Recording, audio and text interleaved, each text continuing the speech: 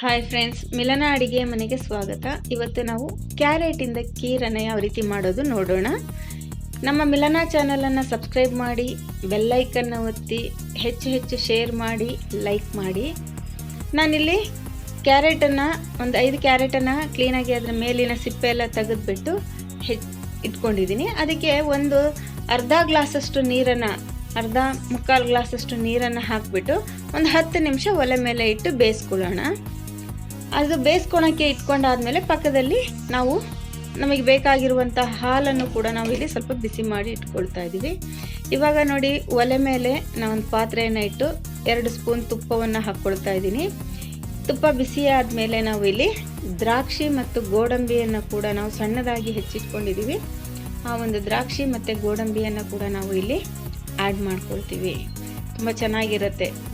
ಆದರೆ ಹೊಸ ರೆಸಿಪಿ ನಾನು ಮಾಡ್ತಾ ಇರೋದು ಕ್ಯಾರೆಟಿಂದ ಕೀರು. ನೋಡಿ, ದ್ರಾಕ್ಷಿ ಗೋಡಂಬಿಯನ್ನು ಕೂಡ ನಾವಿಲ್ಲಿ ಮಿಕ್ಸ್ ಮಾಡ್ಕೊಳ್ತಾ ಇದ್ದೀನಿ.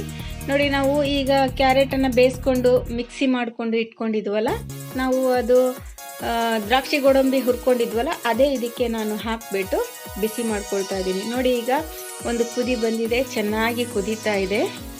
ನೋಡಿ, ಇವಾಗ ಚೆನ್ನಾಗಿ ಕುದಿ ಬರ್ತಾ ಇದೆ. ಇವಾಗ ನಾವು ಇಲ್ಲಿ ಸ್ವಲ್ಪ ಸಕ್ಕರೆನ ಆ್ಯಡ್ ಮಾಡೋಣ. ನಾನಿಲ್ಲಿ ವೈಟ್ ಸಕ್ಕರೆನ ಯೂಸ್ ಮಾಡ್ತಾ ಇದ್ದೀನಿ. ಇಲ್ಲಿ ಬ್ರೌನ್ ಶುಗರನ್ನು ಕೂಡ ನಾವು ಇಲ್ಲಿ ಯೂಸ್ ಮಾಡ್ಬೋದು. ನಮಗೆ ಸ್ವೀಟು ನಮ್ಮ ಒಂದು ಮೇಲೆ, ನಮಗೆ ಜಾಸ್ತಿ ಬೇಕು ಅಂದರೆ ಸ್ವಲ್ಪ ಕ್ವಾಂಟಿಟಿ ಜಾಸ್ತಿ ಹಾಕ್ಕೊಂಡ್ರೆ ಆಯಿತು, ಕಡಿಮೆ ಬೇಕು ಅಂದರೆ ಸ್ವಲ್ಪ ಶುಗರನ್ನು ಕಡಿಮೆ ಮಾಡಿಕೊಂಡ್ರು ನಡೀತದೆ. ನೋಡಿ, ಇವಾಗ ಶುಗರನ್ನು ಆ್ಯಡ್ ಮಾಡಿದ್ದೀನಿ. ಇವಾಗ ಚೆನ್ನಾಗಿ ಕುದ್ದಾಗಿದೆ ಅಲ್ವಾ, ಅದಕ್ಕೆ ಈಗ ಒಲೆನ ಆಫ್ ಮಾಡ್ಕೊಂಡ್ಬಿಟ್ಟು ನಾನು ಹಾಲು ಬಿಸಿ ಮಾಡ್ಕೊಂಡಿದ್ನಲ್ಲ, ಇವಾಗ ಹಾಲನ್ನು ನಾನು ಮಿಕ್ಸ್ ಮಾಡ್ತಾ ಇದ್ದೀನಿ.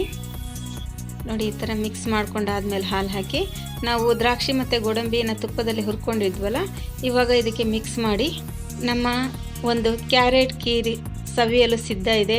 ನೀವು ಪ್ರಯತ್ನ ಮಾಡಿ ಕಮೆಂಟ್ ಬಾಕ್ಸಲ್ಲಿ ತಿಳಿಸಿ. Thank you.